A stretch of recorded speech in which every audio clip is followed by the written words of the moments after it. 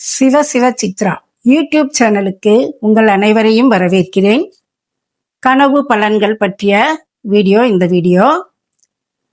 பாம்பு துரத்தி கொண்டு வந்தால் என்ன அதற்கு பலன் கனவில் என்று கேட்கிறார்கள்.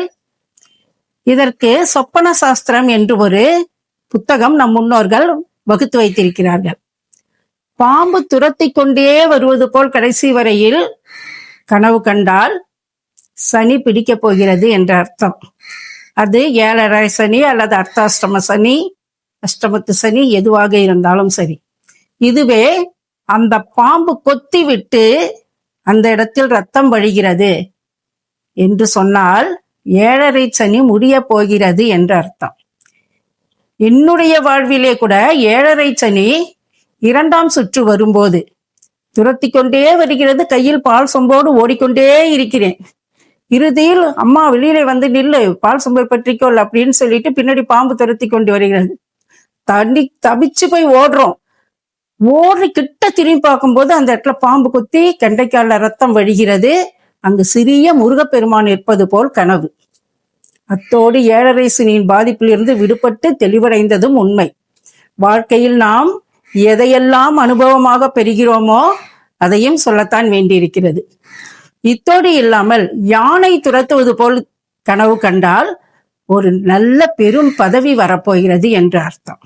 நம் கரிகால் வளவனுக்கு கூட அவருடைய தந்தையுடைய ஆட்சிக்கு பிறகு கரிகால் வளவன் என்ன பண்ணார், ஆட்சி செய்து கொண்டிருக்கிறார்.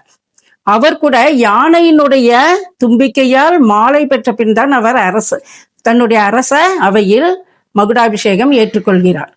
யானை எதிரில் ஓடி வருவது போல் கனவு கண்டால் ஒரு நல்ல நிமித்தம் ஏற்பட போகிறது, நல்ல சகுனம் ஏற்பட போகிறது, அரசியல் லாபம் கிட்ட போகிறது என்று அர்த்தம். ஏதோ சுடுகாட்டு பகுதியில் நிறைய எரிந்து கொண்டிருக்கிறது, அங்கு நான் பயந்து போய் அப்படி பார்த்து கொண்டிருக்கிறேன் என்பது போல் கனவு கண்டால் அந்த இடத்தில் நம்முடைய முன்னோர்கள் ஏதோ நம்மை எச்சரிக்கிறார்கள் என்று அர்த்தம். நம்முடைய முன்னோர்கள் நம்மிடம் ஏதோ சொல்ல வருகிறார்கள் என்று அர்த்தம். பிணவத்தை தூக்கி கொண்டு செல்வது போல் கனவு கண்டால் அது நேரில் நாம் கிளம்பி செல்லும் போது எதிரில் வந்தால் நல்லது நடக்கும் என்பார்கள்.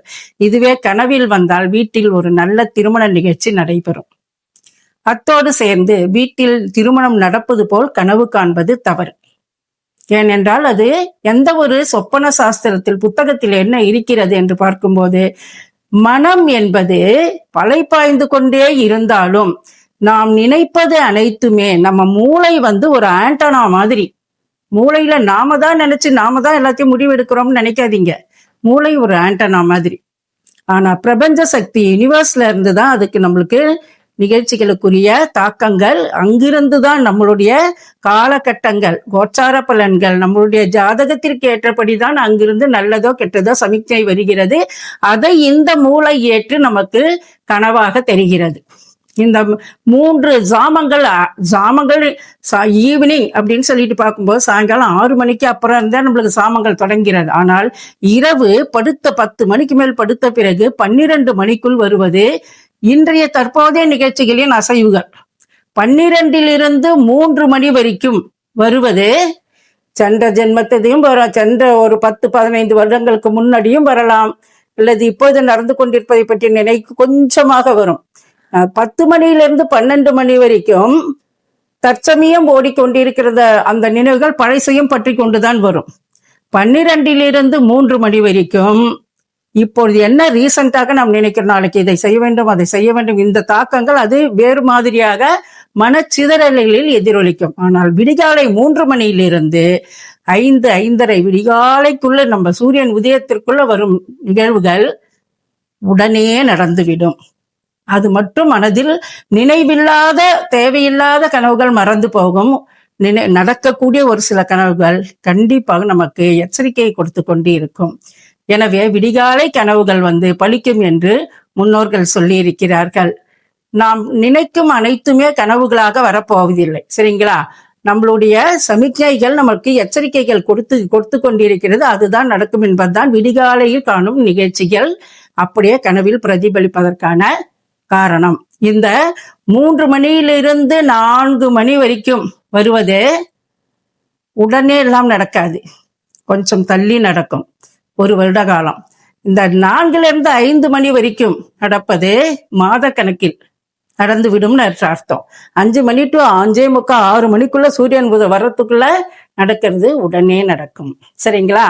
ஆக சொப்பன சாஸ்திரம் என்று ஒன்றுள்ளது. அதில் கனவுகள் தன்னுடைய பலன்கள் என்னென்ன நடக்கும் என்பதை கூறி செல்கிறது. நன்றி, வணக்கம்.